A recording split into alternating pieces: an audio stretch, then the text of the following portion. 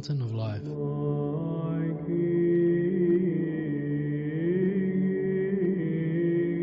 A collection of live recorded sermons from His Grace Bishop Emilianos of Meloa, aiming to make us fountains of the Holy Spirit.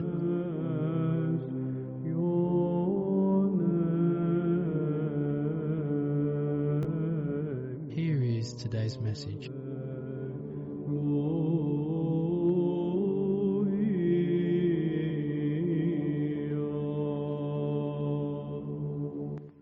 With the blessing of Archbishop Elpidophorus of America, I'm here today to celebrate with you the Vespers of Apostle Andrew, the first called.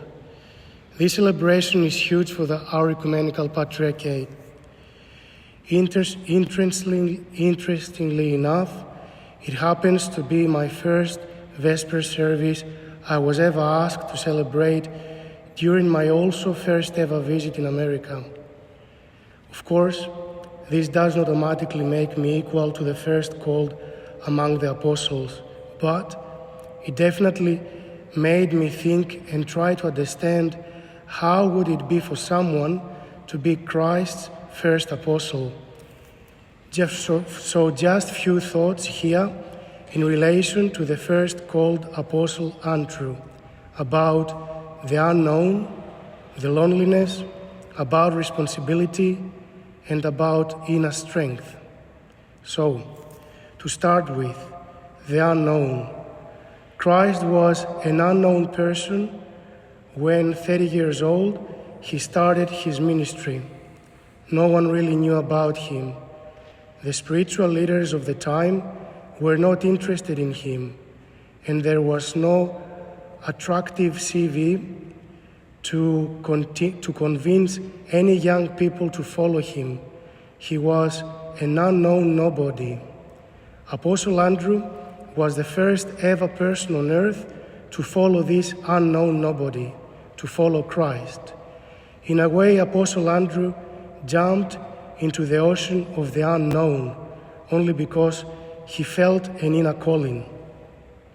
The calling made no logical sense, as there was not much knowledge about the person he would follow, and yet he jumped into this unknown ocean first, giving the example for others to follow. Second, the loneliness. Jumping first into the ocean of the unknown can definitely give us the anxiety of loneliness. It doesn't mean that loneliness lasts forever, but the anxiety of loneliness can definitely make people double-guess their calling and their direction in life. The bigger our inner insecurities, the stronger this feeling will be. This loneliness should not make us be afraid of the future, because God exists, and the solution for us could be very simple and just around the corner. For Apostle Andrew, the feeling of loneliness was not meant to last long.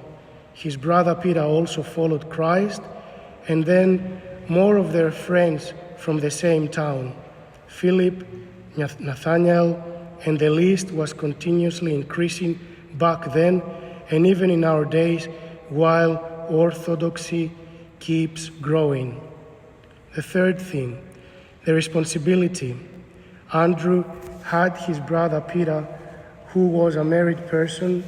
He had also friends and people he loved, like all of us. Our choices in life, whether we realize it or not, carry a big responsibility. We are created to be in communion with the people God placed in our lives. When we follow a path which no one ever did before us, like Apostle Andrew did, we do not just follow a path. In reality, we open a path ahead for whoever wishes to follow. We give the example, the solution, the inspiration, the light to those around us. Therefore, we have the responsibility for the path we open. If it is good, we benefit others. If it is wrong, we can lead others to destruction. In a way, Apostle Andrew was the living proof and example for his brother and for their friends that they should also follow Christ. All our church fathers felt deeply in their hearts this type of responsibility when they were opening a new path ahead. St. Gregory the Theologian, when he spoke about the Holy Spirit, St. Basil the Great, when he established a new way of assisting the poor and the frail people in his community, St. Gregory Palamas, when he wrote about the uncreated energies of God, and the list goes on. The fourth point, the inner strength. To be able to jump into the unknown, to overcome loneliness, and to be in peace with our responsibilities in our lives and of the lives of the humans around us, we need to have what it takes. We need inner strength. Wars are never won by cowards. Paths are never opened by procrastination. Mountaintops are never reached by daydreaming. It all comes down to putting ourselves together, setting our priorities right, and do what we have to do, forgetting about everyday anxieties, forgetting about everyday logic, forgetting about everyday people who will never understand us, forgetting about everything which can hold us back and pull us down.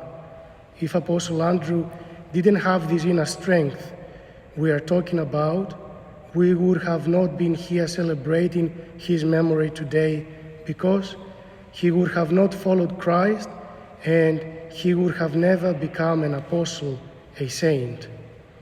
If we wish to make a difference in life for ourselves and for one another, like Apostle Andrew and like all the saints did, we need to be strong. We cannot be afraid of the unknown or the loneliness or any responsibilities we might come across. Life is short and life happens only once.